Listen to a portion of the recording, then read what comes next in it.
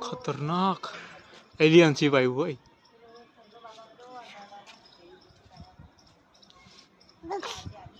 ઓ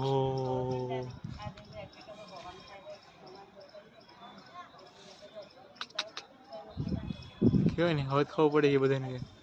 alien આવી ગયો કેટલું ખતરનાક છે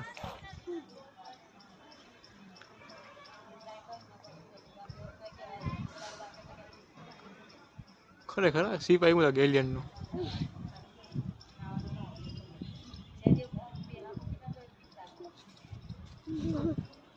આ કેવો નજારો છે